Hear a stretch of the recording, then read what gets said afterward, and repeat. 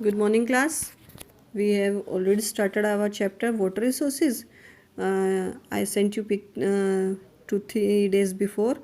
I hope you all have note down this uh, lectures I sent you. Today I will discuss all about the water resources.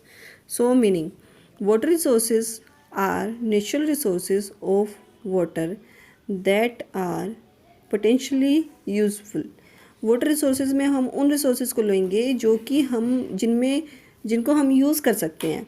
Use of water include agricultural, कहाँ कहाँ use कर सकते हैं, industrial, household, recreationals and environmental activities like electricity बनाने के लिए हम use कर रहे हैं.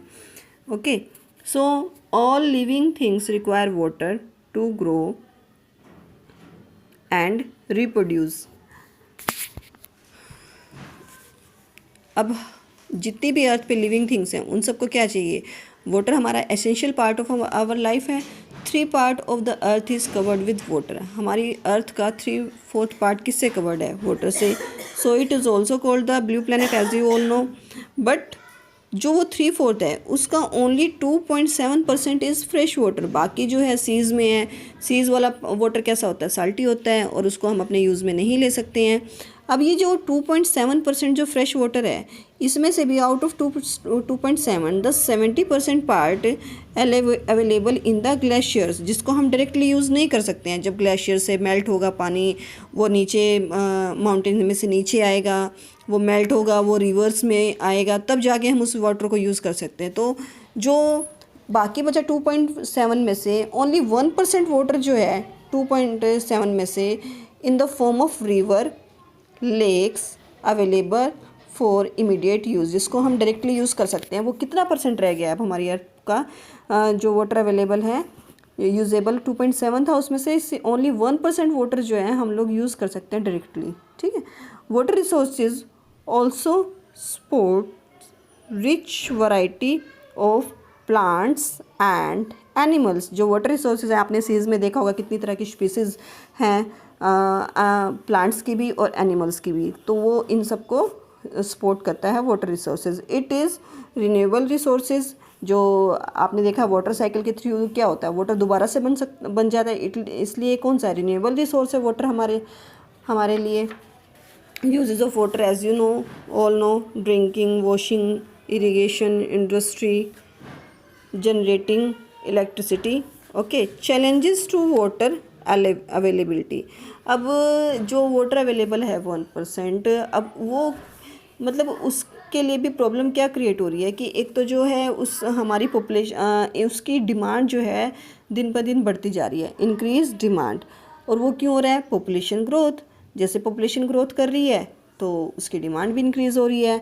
And second point is urbanization. Urbanization means शहरीकरण. तो इस वजह से भी जो है वाटर की डिमांड बढ़ती जा रही है. Problem of water availability. अब वाटर अवेलेबिलिटी के में प्रॉब्लम क्या आ रही है कि एक तो वर्ल्ड में बहुत सारे रीज़न ऐसे हैं. Scarcity of water in many region in the of the world के कई सारे रीज़न ऐसे हैं जहाँ पर पानी की कमी है. उनमें से Africa, West Asia, South Asia, parts of western America and entire Australia. Okay.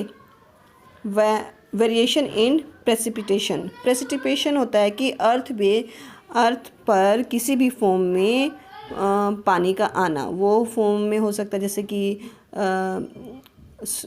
बारिश होना, जैसे ओले पड़ते हैं. किसी भी फॉर्म में जब अर्थ पर पानी आता है दैट इज़ कॉल्ड प्रेसिपिटेशन.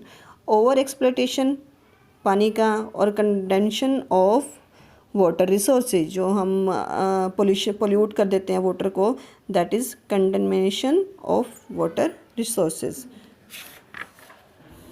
अब कंजर्वेशन कैसे की जाए of water resources. Renewable resource, over use and pollution are great threat. जो वैसे तो रिन्यूएबल रिसोर्स है लेकिन इसका अगर ओवर यूज़ होता जा रहा है और पोल्यूशन होता जा रहा है तो वाटर क्या है, वो ख़राब होता जा रहा है.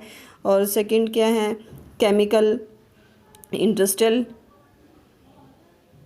एफ्यूटमेंट, अनट्रीटमेंट सीवरेज प्लांट जो है अनट्रीटमेंट है, non biodegradable chemical rich human body.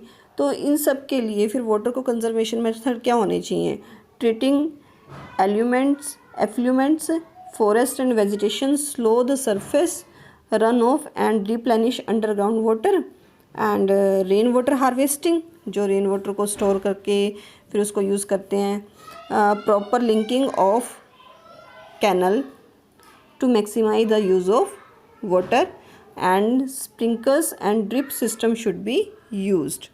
भाई ये इरिगेशन के डिफरेंट मेथड्स हैं जिनको यूज़ करके हम अगर दूसरे मेथड से ज़्यादा वाटर वेस्टेज हो रही है तो हमें ये वाले मेथड यूज़ करने चाहिए फॉर इरिगेशन। तो ये सब पॉइंट्स हैं, आप लोग आज फिर इनको अच्छे से रिवाइज कर लेना। Tomorrow we will discuss the new chapter.